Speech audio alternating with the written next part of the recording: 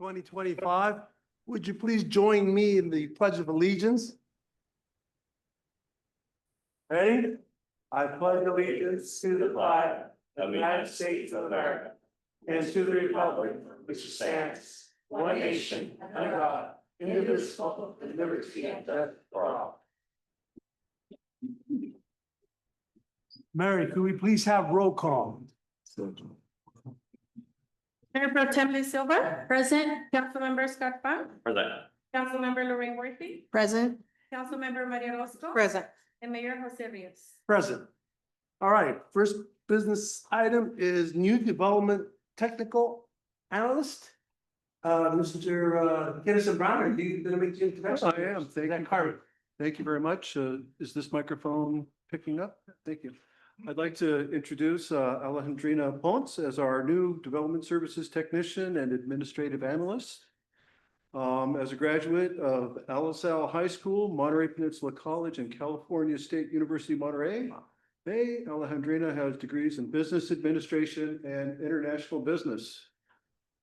She's proficient in Spanish and English and has 6 years professional experience with Superior Foods International of Watsonville.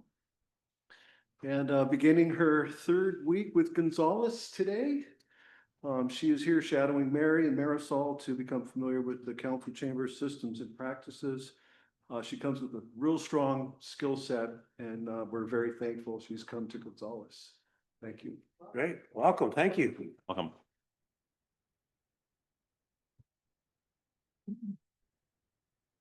All righty, next on the agenda is Blue Zones Community Certificate. Blue Zones. Just a quick introduction. Kendra Howell has been here many of times. She's a friend of Gonzalez's. And we hope that she and her team will continue to do great work by our side. But as you know, there's been multiple things that we've been trying to do to get certified in Blue Zones. And I'll let them talk a little bit more as to what it's taken for us to get here and what how we are part of the larger picture, and now Monterey County as a whole being certified in Blue Zones. So Kendra. That's right. Thank you so much. Thank you so much. Again, I'm Kendra Howell, and I'll let my teammates introduce themselves. Good evening. My name is Brenda Cabrera. And my name is Marcus Pulido. So it really is our great pleasure to be here tonight for this important milestone for the city of Gonzalez. We're going to present you with the Blue Zones Community Certification for your city. And it's really a big deal. So congratulations. What began in 2018 with a readiness assessment in Salinas has grown into a powerful countywide movement. Since launching Blue Zones project in Salinas in June of 2019, Monterey County, including the community of Gonzalez, has now achieved Certified Blue Zones Community designation. So you joined 4 other cities: Monterey, Marina, Seaside, of course, Salinas, and then King City, 5 total. But then the county as a whole has the certification. We are actually now the first county in the state of California to get that designation. And I don't know for a fact, but I would say we must be the largest county in the nation of all the different communities that have worked towards Blue Zones. Of course, it couldn't be possible without the generous sponsors from day one, which is Salinas Valley Health, Taylor Farms, and Montage Health. But really, thanks to all of you, because it is not possible without the work of leadership, city staff, and the community. So since beginning the journey in 2020, the city of Gonzalez has been a role model for engagement by city leadership, staff, business owners, and residents. You embraced the project and really saw how it aligned not only with the projects you had planned for the city, you also saw how it can continue your commitment to a vibrant and healthy community. Gonzalez exceeded their goals across all sectors for certification measurement: worksite, schools, food retail, policy, and most importantly, community engagement. And I know from a policy perspective, I work closely with City Manager Gill, and I really appreciated the responsiveness of, Patrick and the Public Works team and Jessica and everybody really just being there quickly to be able to answer questions, The policy piece gets to be a little more complex, and again, it takes many votes from you. So I really appreciated their work in that effort. And I'd actually like to let Brenda and Marcus talk a little bit about the work they did with the community. I work with schools all around Monterey County. There are 64 schools approved around the county, and Gonzales actually has all the schools approved, which is La Gloria, Fairview Middle School, and Gonzales High School. So we're very glad, and we're grateful for the support that Gonzales USD has given us during our certification week. We visited Fairview Middle School, so our central team was very excited to see all the great things that Fairview Middle School is doing and all of Gonzales USC. So thank you. Good evening. Again, my name is Marcus Pulido. It's my second time here at the city council meetings. And as a reminder, I do work with the work sites here in Gonzales and in King City as well. So among the 70 work sites, the city of Gonzales does have 4 different work sites that are approved through the work of Blue Zones. That would be the Taylor Farms Family Health and Wellness Center. It would also be the Taylor Farms Retail Plant, and the city of Gonzales, of course. And the last, oh my gosh, I'm blinking out. I apologize. But what I do want to say is that with my short time here, I know this has been a 7-year-long project, and we finally reached our goal, becoming an approved county altogether. And these last 2 years, I do want to share my my thanks for the city of Gonzales as a whole for being so welcoming and welcoming, of course, of this idea of having a happier and healthier community together. Our success as a project is dependent on the collaboration and our partners here in the county, and the city of Gonzales has been staunch advocates and supporters of the Blue Zones project overall. Our success as a community and as a project comes at a 3.4% increase of overall health and wellness across the board. And although this number does seem relatively small, this comes at a time where the nation has declined by 5%. So as our nation is trending downwards, our county is trending upwards. So this is such a powerful impact that all of our community members get to share. And I just want to say the city of Gonzales should be proud of being involved in this and helping us achieve this goal together. So thank you. Thank you.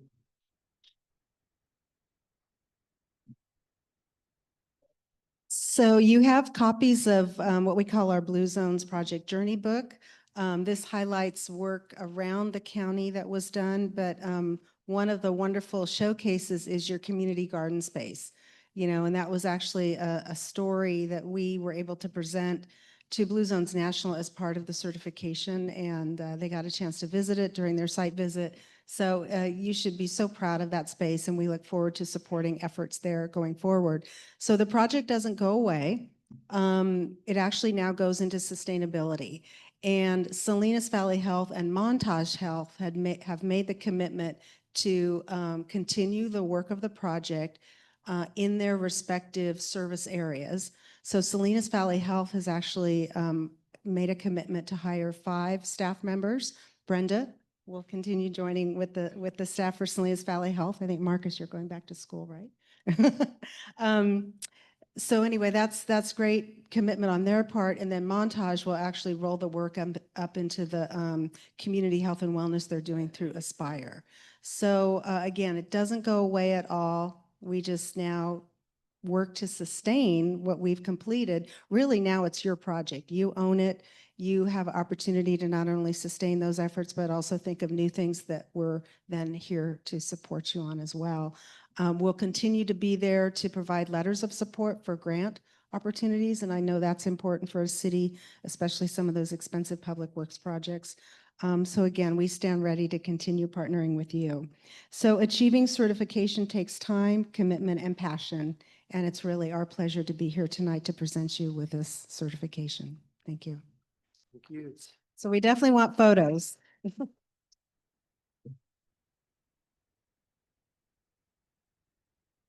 Oh, yeah, sorry. How about she just comes up here and counts?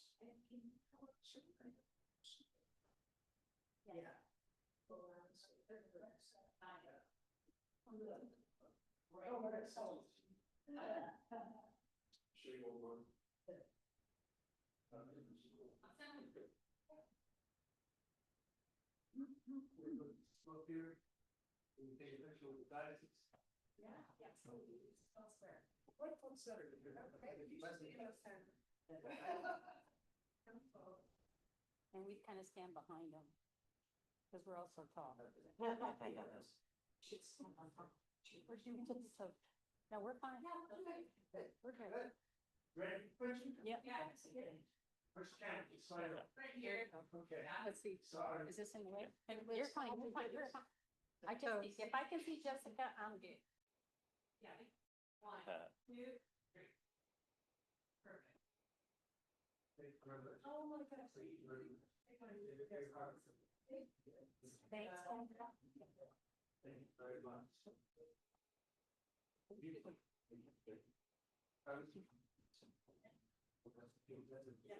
Thank you so much.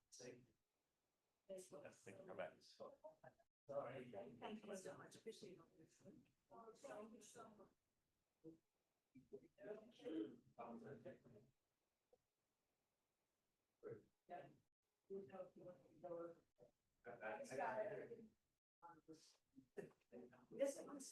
I know, I know. Eva tells me the same thing. She says, when you fall on your nose, I'm not gonna pick you up.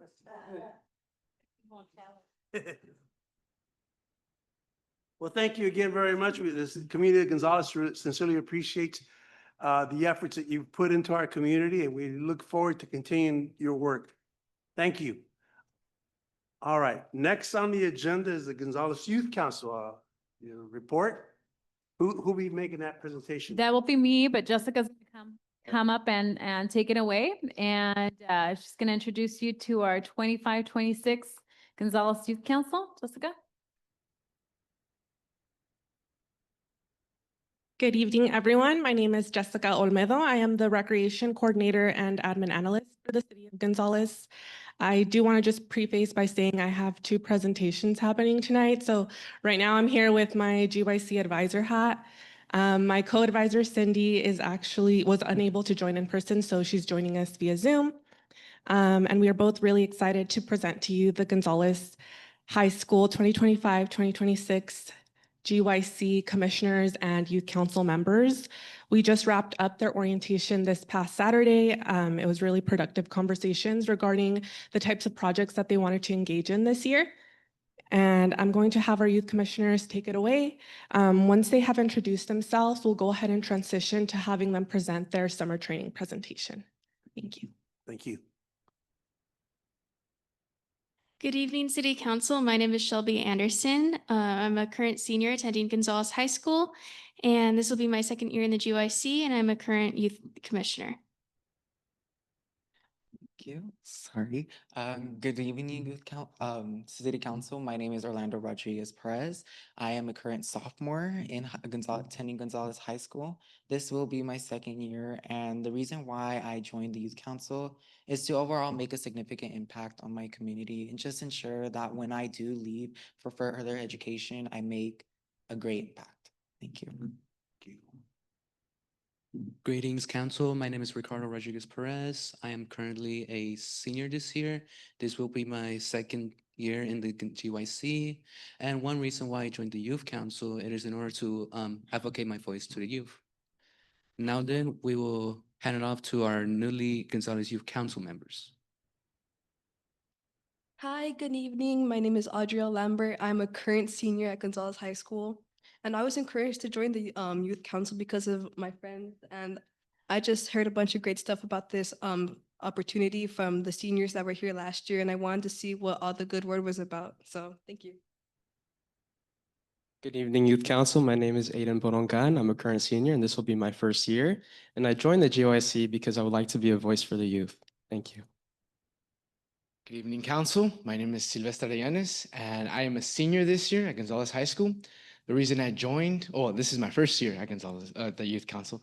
The reason I joined was because I feel like a lot of the young people like myself forget that we have a voice, and I don't want to be one of them, and I want my voice to be heard just like everybody else in this council. Thank you.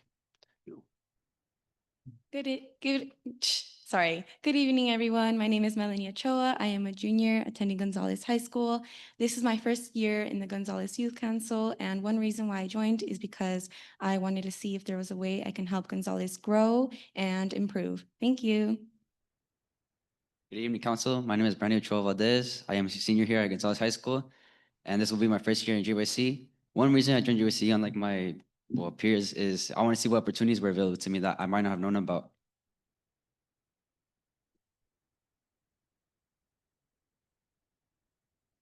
So now, if possible, we'd all like to get a group photo with the council and the mayor. Absolutely. You guys gonna come up here? Sure, yeah.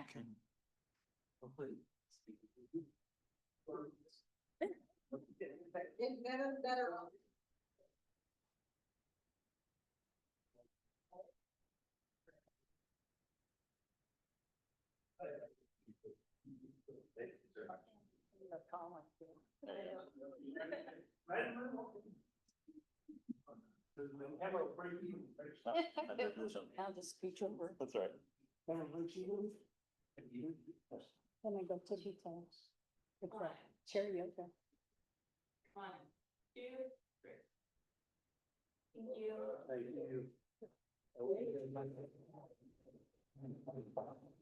Thank you.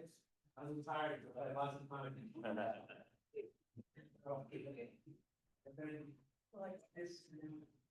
We are busy.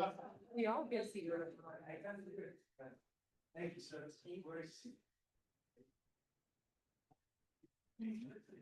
Now we'll be transitioning into our summer 2025 capstone project. And I'll hand it off to.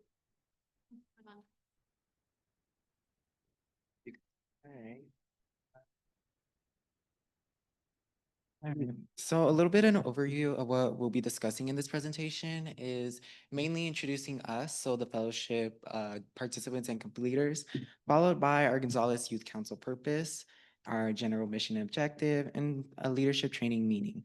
Furthermore, we'll be discussing our experience evaluations, followed by our next steps and future projects and recommendations. To conclude, we'll be having a slide for conclusion and appreciation. All right, so to begin to introduce myself, my name is Orlando Rodriguez Perez. This is my second year in the Gonzalez Youth Council, first year as a co-commissioner. I am a current sophomore attending Gonzalez High School. I've advocated for the improvements surrounding the city of Gonzalez, and I've taken on not just many leadership roles in the city of Gonzalez, but also Gonzalez High School. Thank you. I'll pass it on to Ricardo. Thank you very much. I would like to reintroduce myself again. My name is Ricardo Rodriguez Perez. I am currently a senior this year, and this will be my second year in the Gonzalez Youth Council. And I have advocated for my voice for the youth, and I not only in the Gonzalez City, but also in the Gonzalez High, taking on many leadership roles, including extracurriculars and sports. I will pass it on to my partner, Shelby. Good evening again. My name is Shelby Anderson. I'm a current Youth Council co-commissioner who took part in the summer GYC training. I'm currently a senior attending Gonzalez High School, and this will be my second year in the GYC. I'm very involved in my community and strive to bring people together and make an impact wherever I go.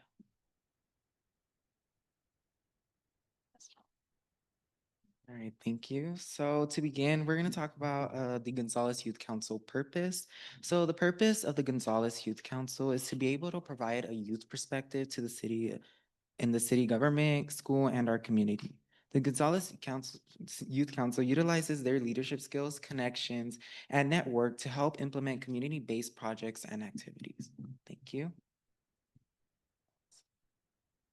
Thank you very much, Orlando. So here is our general missions and objectives. Our first general mission will be empowering youth advocacy and voice.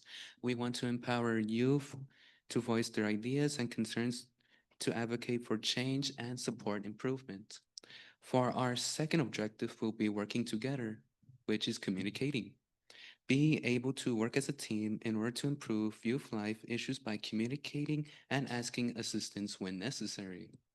Our last objective and general mission will be leadership skill improvement and responsibilities. Members will learn leadership skills and take on roles and responsibilities to ensure personal and community success. Pass it on to you, Shelby. So the Gonzales Youth Commissioners went through a 6-day leadership training over the course of 2 weeks that taught us many lessons regarding the community, such as enhancing knowledge and understanding of city operations and departments, along with local government, strengthening and focusing on leadership skills, scheduling and planning for meetings, events, and activities throughout the scholastic year, participating in meet and greets with department heads and learning about city positions, and from the public works director to the city manager as well. All right, so in this slide, this is mainly a photo collage of what we did. This was the beginning of our training. This is where we learned about different leadership skills along with scheduling meeting and dates for the upcoming term. This year, this part was very exhilarating for the most part, only because we got to meet so many of you. And if we didn't get to meet you, we will meet. We are bound to meet in the next upcoming meetings. So once again, thank you. And this is just some photos to show our appreciation and how summer training went.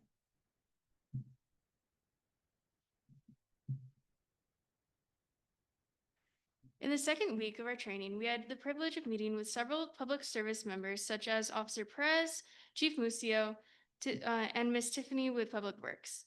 We also had the experience of touring the wastewater treatment plant and the new treatment plant construction site. On one of our last days together, we also toured the community center with GYC alumni Magali Santos, where we were interviewed for an article on Gonzales and had an amazing Luigi's lunch in the park afterwards. So in the next upcoming 3 slides, we're going to be talking about our experience evaluations. So I will start.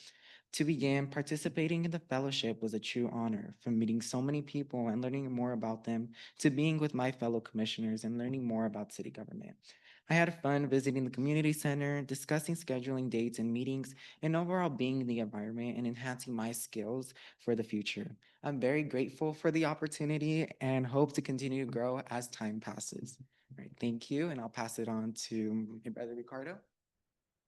Thank you very much, Orlando. And for my experience as a youth commissioner, being able to participate in the summer training was truly an amazing experience.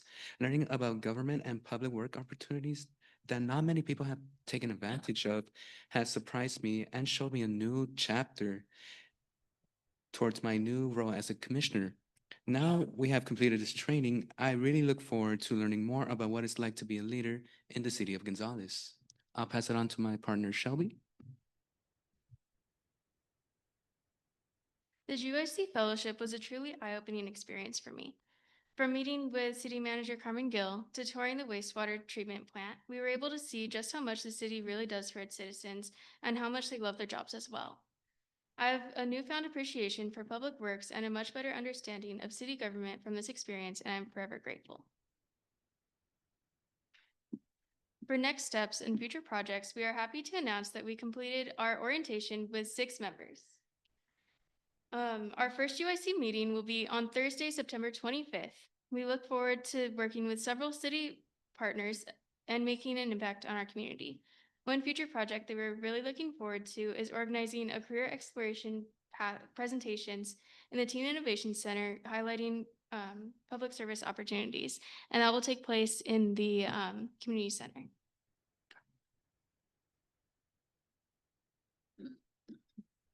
Thank you very much, Shelby. And here's 2 of our recommendations.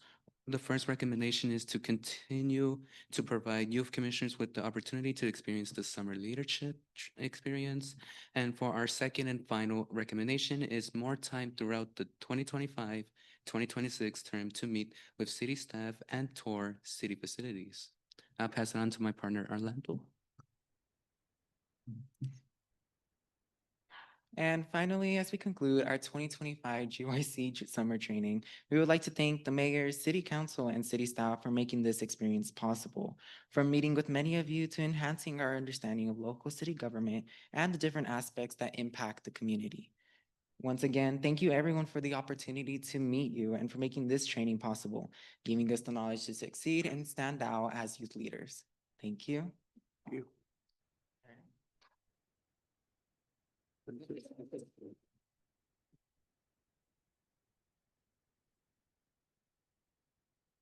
Thank you very much for your insight. And we look forward to your comments at the city council in the future. All right, moving on, we have the emergency alert system update. Who is handling that? Chief Musa?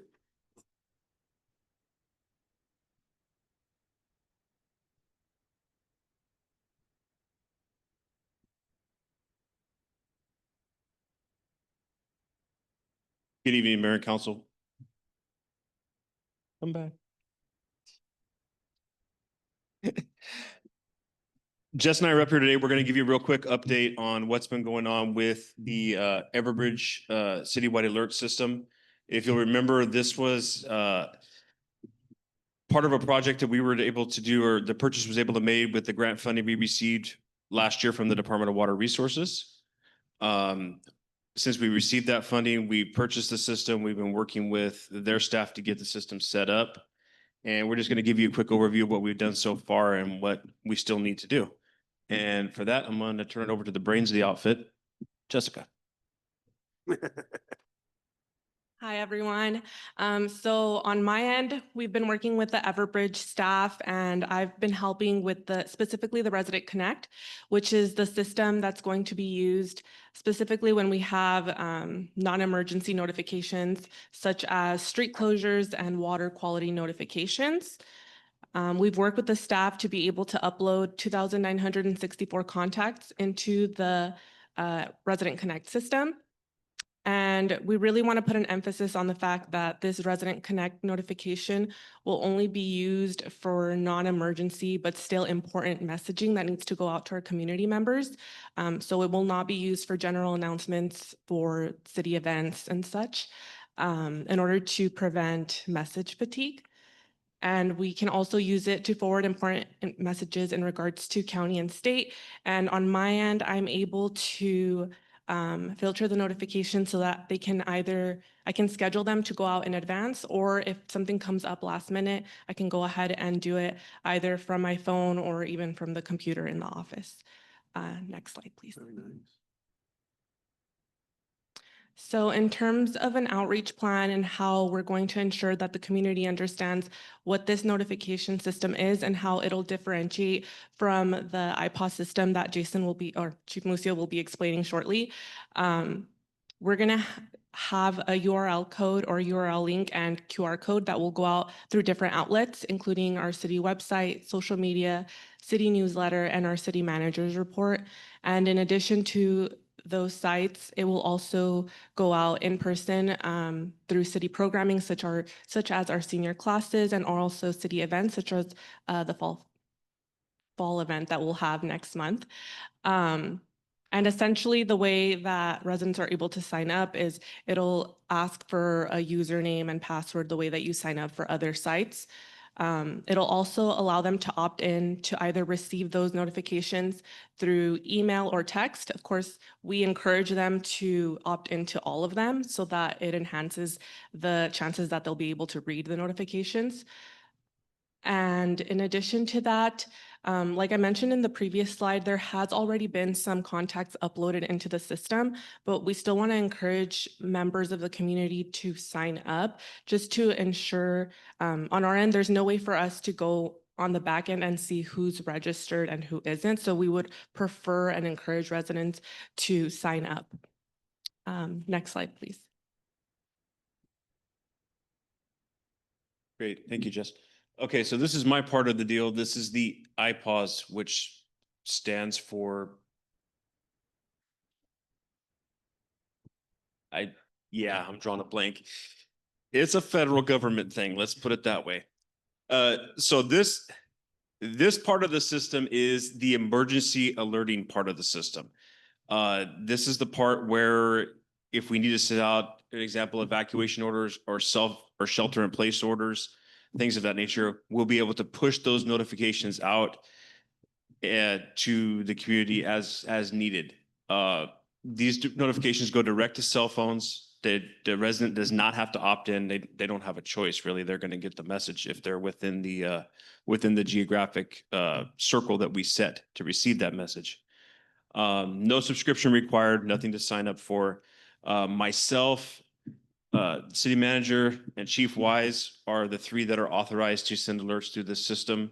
We went through a very fun training to do that, and they're going to hate me, but there's more training we still have to do.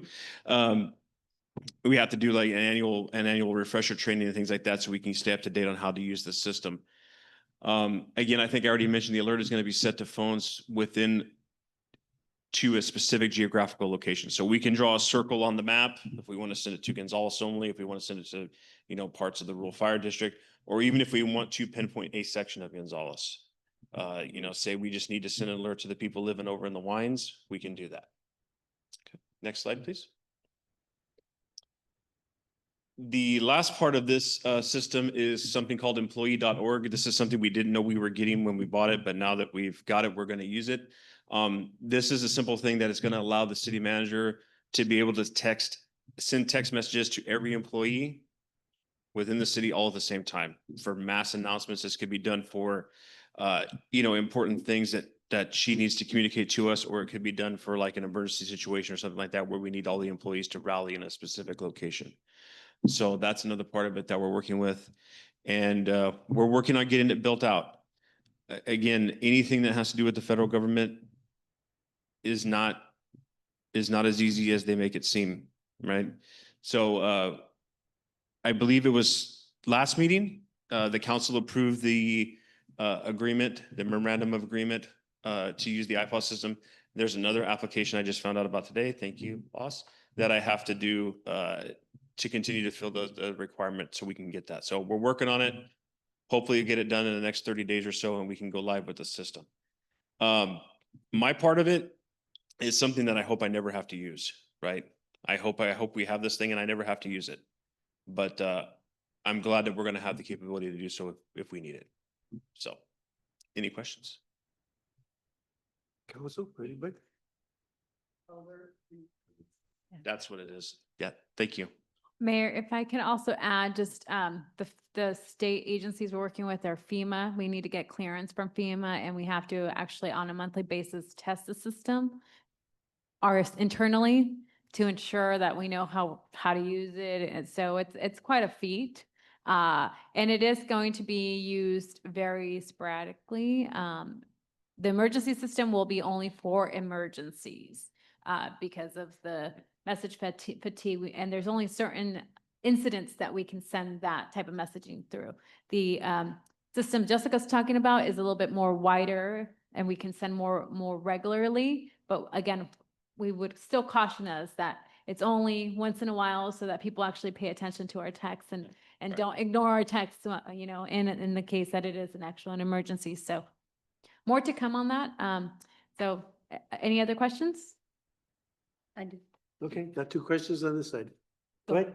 Okay, my question is, I would imagine that you're gonna do some outreach to certain groups, interest-seeking seniors, those kind of, so we can understand, because those are the ones that are probably gonna have a more difficult time trying to figure out how this system works, if something comes in and they don't know how to use it. So that would be the ones that our senior citizens, I would think, would be the ones. So, We'll invite ourselves to lunch and Jess and I'll take care of that. This Thursday, 11 a.m. yeah. Is it this Thursday already? Yeah. Okay, a little late. My concern is probably along the same lines, is that this is specific to cell phones. And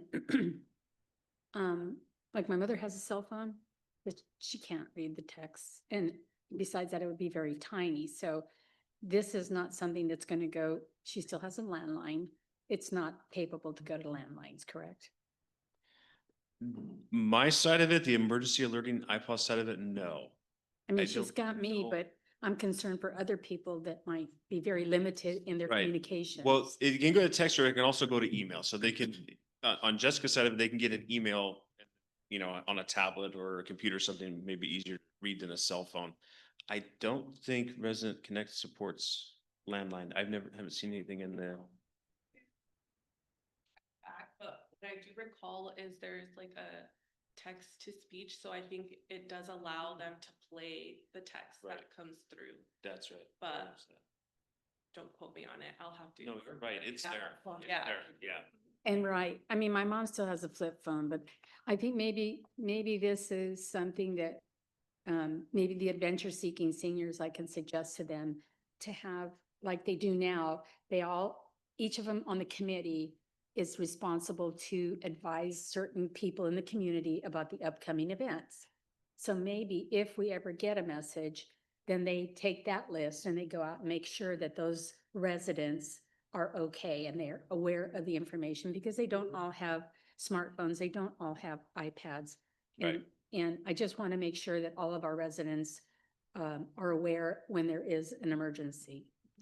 Great job. If I can add, we went through that also during COVID, obviously, because senior citizens we didn't have the best way to connect with them. So I know Chief Musio in the past and Chief Weiss have a list of some of our delicate senior citizens that have special needs, et cetera, so that if an emergency were to occur, we know where they're at.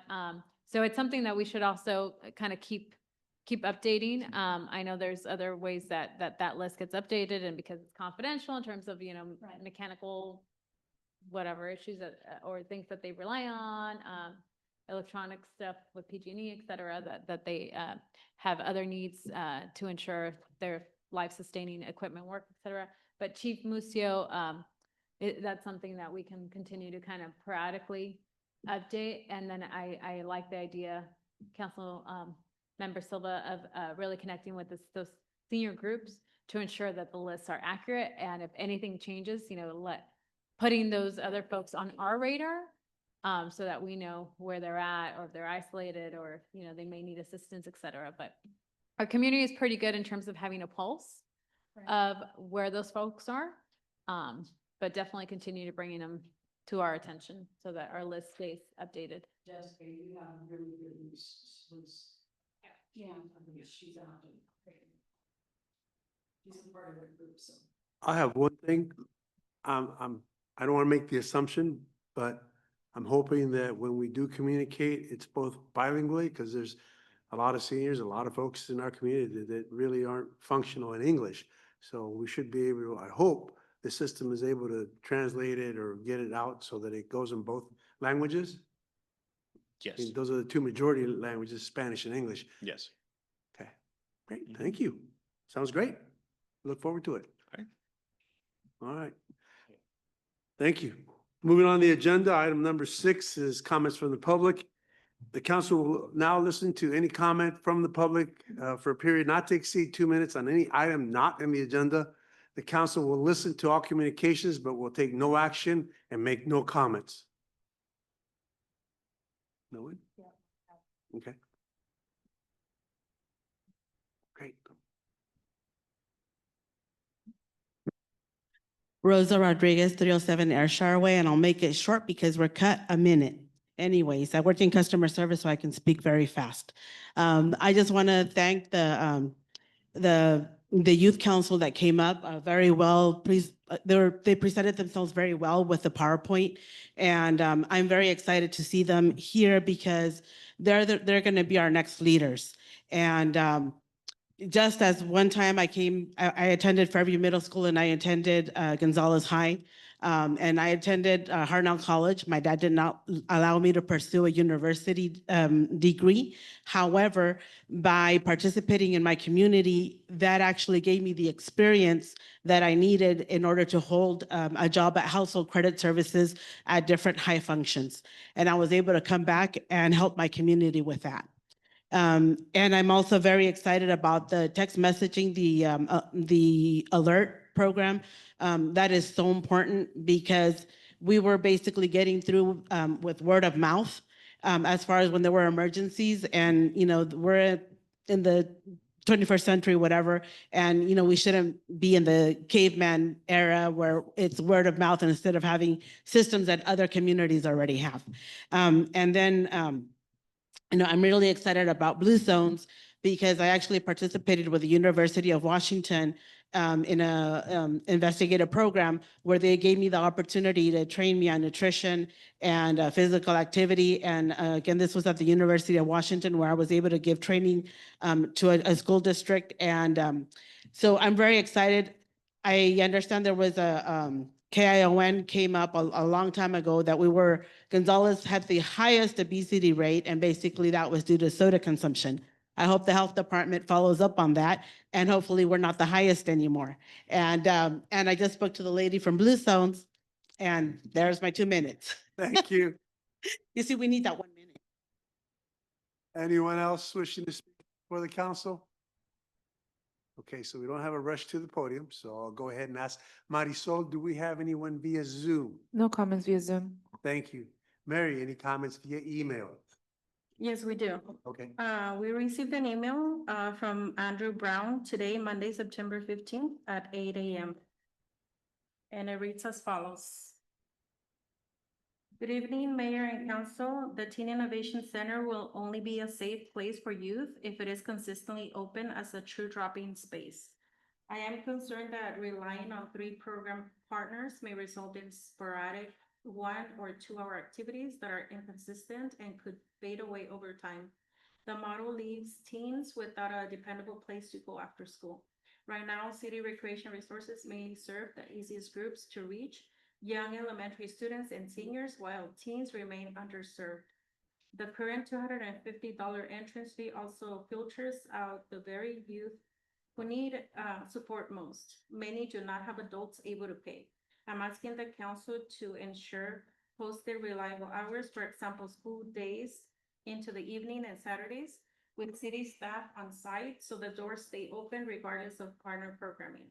Safety framework holds the rules, train staff, enforce family inconsistently, and no leniency for misconduct. Full staff support. There's a reason the current rec staff doesn't serve middle schoolers and high schoolers. Sadly, the reason is reasonable. Parent involvement mandate. The recreation department isn't a substitute for mental health counseling or family support. Parents should take the responsibility rather than shifting their burden onto staff.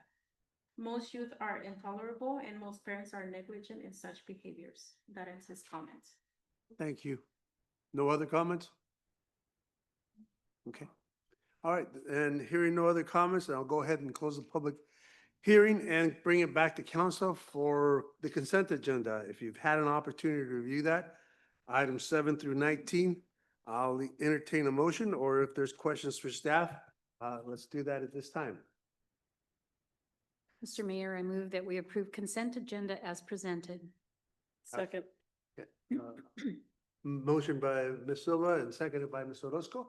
All those in favor, please signify by saying aye. Aye. Opposed? Motion carries. All right, moving on to item 20. And Ms. Silva, Mayor Pro Tem, would you please read that? I will. Thank you, Mr. Mayor. Consider waiver of second reading, read by title only, and adopt ordinance number 2025-148, an ordinance of the City Council of the City of Gonzales approving the pre-zoning of Vista Lucia project area to zoning districts as designated in the Vista Lucia specific plan. And 2, waiver of second reading and read by title only, ordinance number 2025-149, an ordinance of the City Council of the City of Gonzales approving a development agreement by and between the City of Gonzales and Cielo Grande Ranch LLC relative to the development known as Vista Lucia. Staff reporting. Great. Yeah, thank you. Just as a placeholder on your entertainment of the whole Vista Lucia project several weeks ago on September 2nd, 2 items required ordinances and had to come back for a second reading. And the next slide is just a reminder that the one ordinance, Marisol, is the zoning, pre-zoning of the land, and that's the colors on the ground. That's embodied in the second reading of the first ordinance before you. And the next picture is just a little reminder that what a development agreement is, which is a companion, next slide, companion to the project that speaks to, timing of things, payment of impact fees, agricultural mitigations, just some business arrangements that we go forward with as this project is developed. And so those are the two, those are embodied in the two ordinances before you tonight. And so thank you, Councilwoman Silva, for reading. Basically, the next slide is to take action on those two ordinances by reading over them. So that's it for me, unless there's other questions or you want to bring. Any other questions for staff? No. Nope. Okay, then I'll go ahead and open this up to the public. Anyone wishing to comment on this item may do so at this time. Okay. Marisol, any comments via Zoom? No comments via Zoom. Okay. Mary, any comments via email? Yes. Okay. We received an email from Andrew Brown today, Monday, September 15th at 8 a.m. And it reads as follows. Good evening, Mayor and Council. I'm glad to see no high-density units as language suggested. Michael DeLapa is a blank. He used a derogatory word. I learned for a terrible website he ran demanding 10 hours a week for no pay. This looks like another grift. My main concern is speculative purchases of units similar to what happens in the Bay Area, or what we want because it brings in tax dollars. This already happens in Marina. Teachers from CSUMB rent from owners despite regulations requiring living there for a minimum of 4 years. This undermines the intent of those rules and can reduce neighborhood stability and community engagement. Our youth grew up in Gonzales and don't come back because there's nothing to come back to. Housing is priced up, wages lack, the Teen Innovation Center isn't yet a reliable drop in space, and non-local operators mark up basic services. If we want our kids to return as successful adults, we need stability, affordability, and places that actually stay open. I assume the current population doesn't contribute enough. Every time a senior dies, a single-family house turns into an 18-unit apartment. Unregulated, untaxed sheds called houses catch fire, and the tax-funded fire department shows up. That ends his comment. Thank you. All righty, hearing no other comments from via email or Zoom, I'll go ahead and close the public comment period and bring it back for council action.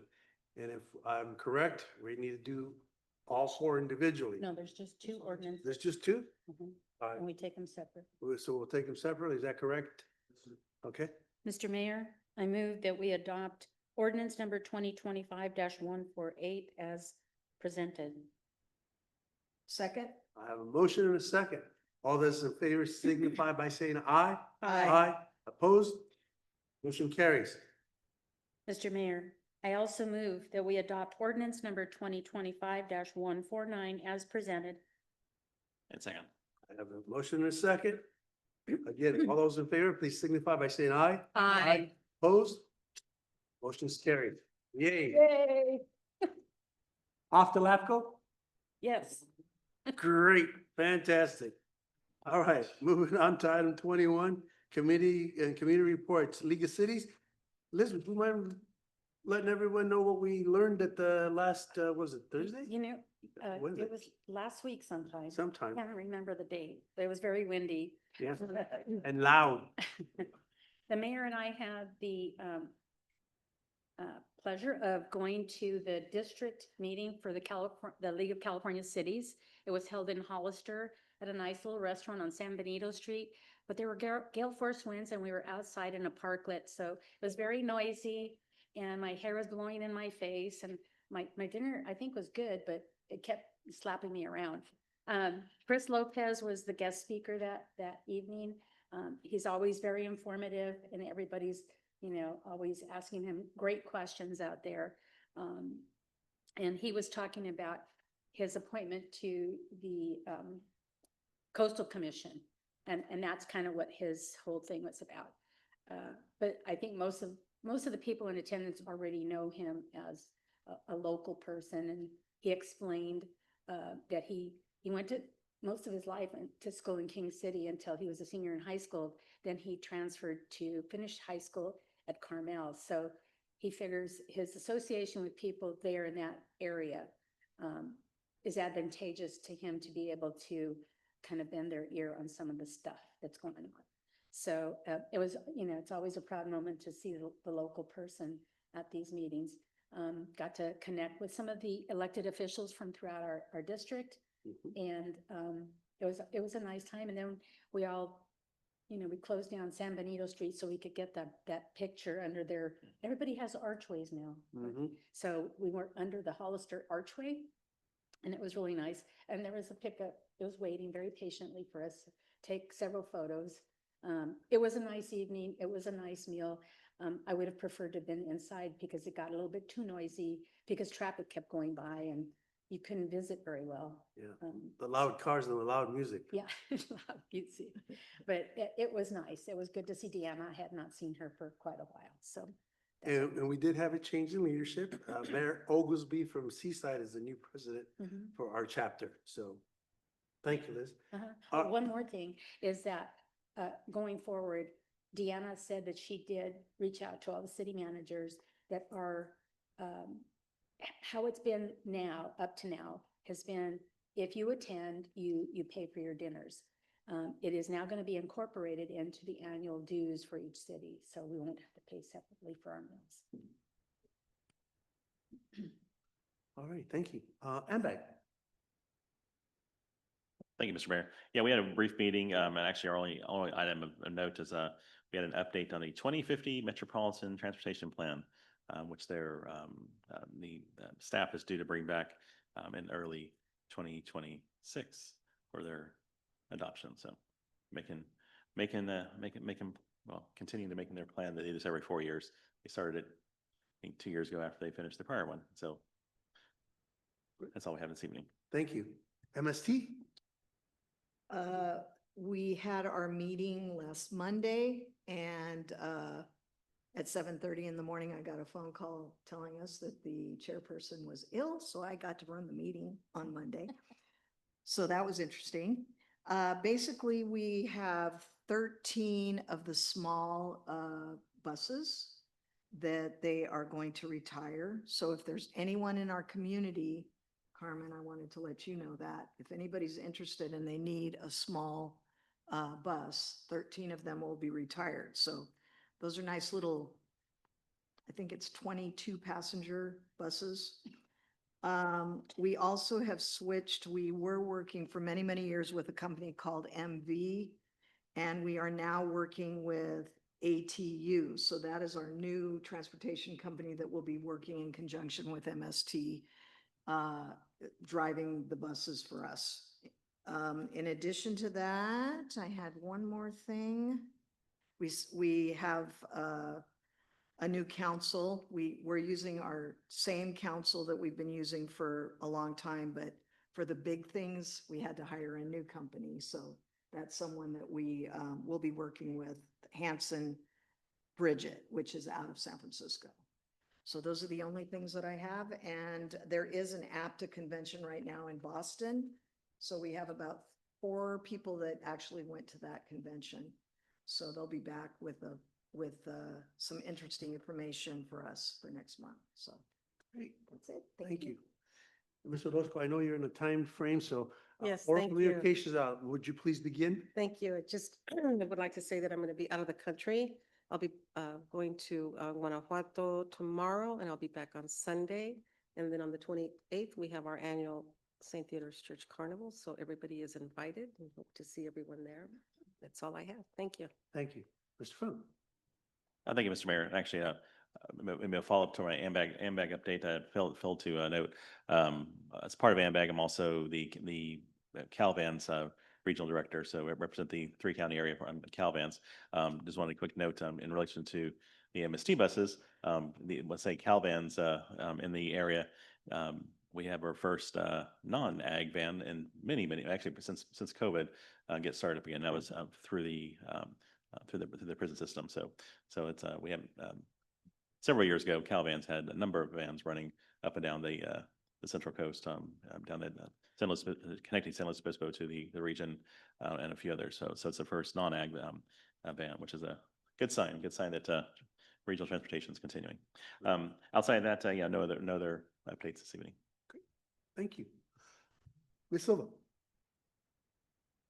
Well, I just want to remind our residents that the city senior rebate program, the applications need to be submitted by, I believe, the first part or middle part of November. The sooner the better, just get it done before the end of September. And we don't have anything to worry about. Reporting on the little big game that happened on September 5th, sadly, Gonzales did not keep the megaphone. It went to King City. But the guys played a great game, alumni night. It was really fun. We marched in through the Cielo Vista gate, which it's not done anymore, but we had the superintendent and the principal on our side, so we got to walk in with the team. As I mentioned earlier, this year's senior lunch program will begin this Thursday, September 18th at St. Theodore's Parish Hall at 11 a.m. I hope to see some of our residents there. It's always fun. And the city officials they usually go, and the firemen usually go, or the police officers, and they're always welcome guests. There is a recruitment going on right now to replace Patrick Matthews at the Salinas Valley Recycles. He is going to be retiring in December. So there's an active recruitment going on. In fact, I will be interviewed by the recruiter next week. So looking forward to that. Everything's by Zoom. So what else? I was going to say something about, I don't know where, can't remember. I started writing a word and now I can't remember what it was. But whatever it is, I'm sure it'll wait till next time. Thank you. Thank you. Ms. Worthy. This is on a personal note, and I just wanted to bring it to staff's attention because I want to make sure that I can be there. I am having surgery in November on the 18th, and I know that the community center, we're going to be getting close to hopefully opening that. So I want to make sure that I'm going to be around, and I am actually going to be laid up for a little bit. They're telling me that I can't drive for a couple of weeks. And I have to tell you, this is not easy for me just to listen to all the stuff they're telling me I have to do. So the idea of not being able to kind of go out and do what I have to do is going to be tough. So if you guys can kind of let me know when you think that's going to happen. It is on the 18th that I'm having the surgery, and for 2 weeks, I mean, I'll be walking around, but I just want to make sure that I'm able to attend when we open up the community center, because that's very important. Other than that, this is on a personal note. There were some really bad things that happened last week. For those of you that may not know, I'm not going to get into detail about it, but it did affect our country in a way that I felt was very difficult. I had posted something on Facebook, and I wanted to share the fact that I had a couple of people that were extremely belligerent to me on Facebook, which I have never had experience in my life, to the point that my son said to me, "You should have called the police." I had taken both of the posts off because I was so shocked by the whole thing. And I don't care what side of the aisle you're on. I want everybody to be kind. I think I've said this a million times. I had a woman today, I went to go get blood work, and I had a woman try to start an argument with me at the Taylor Building.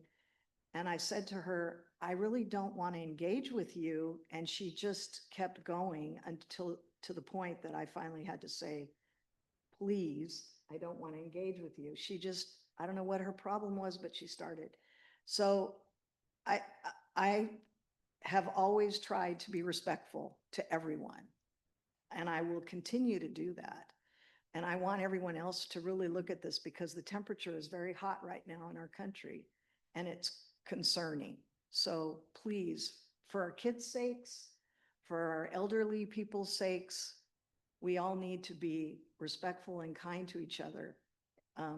I love this community, and nobody in our community has ever done anything. This is people from the outside, so I want to be clear on that. But I'm a little concerned about social media right now. Thank you. Thank you, Ms. Worthy. Makes me glad that I'm not on social media. The only thing well, there's a couple of things I want to comment. First of all, how are we doing on that petition drive to get residents on the north side of town with that disgusting order? Have anybody started the petition yet? And if not, I'm willing to volunteer my Saturdays that, heck, White Cane and all, I'll go knock on doors. I have no problem with that. I'm sure that we'll get plenty of signatures. So if you need help, count me in. Brought to our attention that anybody has started it. There's been a lot of talk about it, but nobody has actually started it. I have to check with our city attorney if the city could actually lead that. I don't know that we can lead it ourselves. But as residents, we can sign on to it, but I don't know that we can lead it. So I'm a resident that hates the smell. What's wrong with that? I'm sorry. I don't know about Mr. Funk. Maybe he's okay with it, but, no, I think the majority of us residents will sign it immediately. and I but- kind of noticed they're going to weekends. I guess they're hoping that, maybe weekends I don't know. That's what I'm saying. It's It's worse. worse lately. Yeah, yeah. So, If you need volunteers, count me in.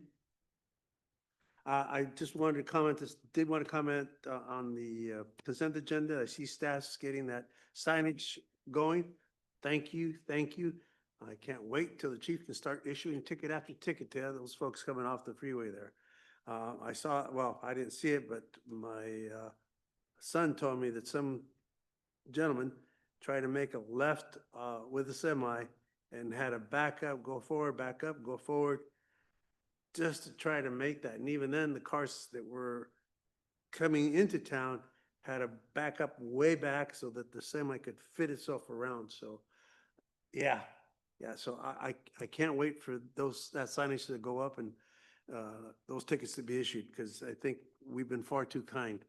I appreciate what all the ag companies do for us, but by the same token, I think we've given them options, which is La Gloria Road, or they can come down Alta. So there's absolutely no need to come on Fifth. Not with all that traffic from the school kids coming through there. We need to get them off. So those are my two comments. Thank you for your time. Going on, city manager's report. yes, real quick, just reminder really for live is this Thursday, starting at 4:00. You don't have to be present. You can always just contribute to the team. Some city staff will be out there. Saturday. I was talking to somebody about Thursday, Saturday, the 20th. Yeah, the 20th, Saturday.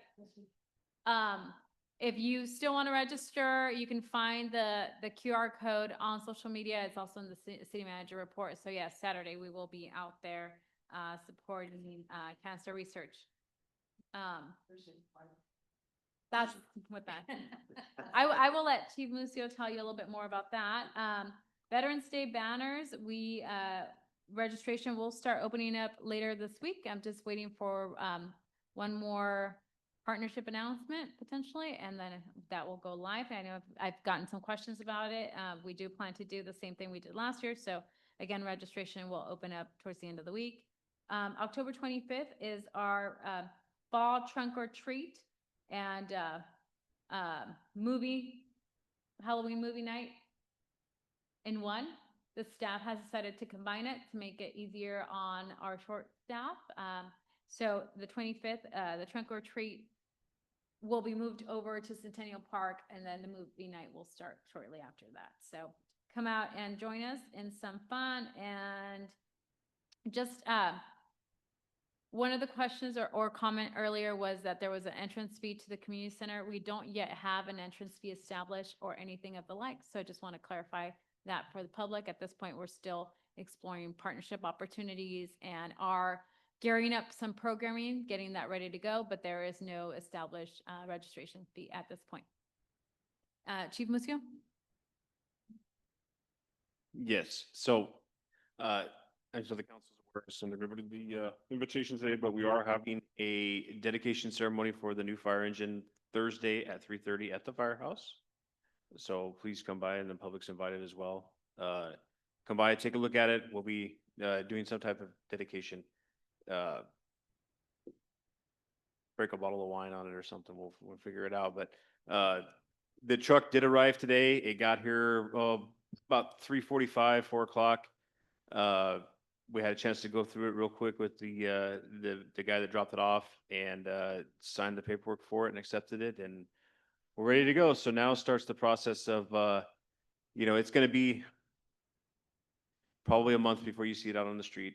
We've got to get radios put in it. We've got to get all the gear put on it. We've got to do a lot of configuring as far as, all the shelving and everything is adjustable. So we got to see what tools go where and adjust the shelves and do all that kind of stuff. And then there is going to be some training. Each of the guys will have to complete the driving course and that abuse apparatus before we put it in service. So with me being gone on vacation for a couple weeks, it's probably going to be middle of next month before you see it out on the street. Actually, now's a good time to ride because there's nothing on it. No, that's right. Sorry. As soon as I get it insured. The only thing I can say for sure about the truck is it won't be going to the river. Next year I'm gonna put in for a grant for an ATV for that since I spend so much time in the river these days. But if anybody wants to see the truck, walk with me back to the firehouse. We can check it out real quick on our way home. All right. Thank you. I did have one last thing and I apologize. Oh, who does? Tavin? Okay, I apologize. Go ahead, Tavin. Yeah, I just wanted to.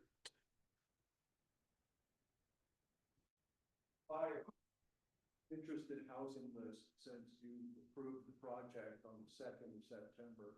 I've been getting our list has grown by 12 or 15 individuals, like this new spurt for people that want to follow us through LAPCO. I've got people, and these stories, but they're coming to me unasked for, which is I grew up and went to school. I'm the first generation in college. I grew up in Gonzales, could only afford a house in Soledad. I'm a homeowner. I want to use the equity in my home to buy a house in Gonzales. So Great. all those stories, those anecdotes about families and kids and everything is really coming true. And so that's really endearing. Great, that's great. Thank you. I will try to be here Thursday. I unfortunately have another doctor appointment in Sanford. I believe you're my TAMC alternative, Lorraine, is that correct? Yes. The 24th, I will not be there. I'm having surgery on that day. Okay. Yes, it starts at 9 a.m. It's at the Shillings. I'll have Eloise send you all the information, but we just made a big stink about the fact that we only had 7 cities at the last meeting. And so at the mayor's, I reminded everybody to please have a representative there. If we did not have those minimum 7 cities, we would not have gotten our STP funding. So it's very important that we have the cities there present for TAMC. So if you could make that meeting, I would sincerely appreciate it. Okay, check your calendar, let me know. Okay? 24th. That's my surgery date. Okay, thank you. Nothing else for the good of the order? Okay, do I have a motion for the adjournment? So, Second. all those in favor, please signify by saying aye. Aye. Aye, we stand adjourned.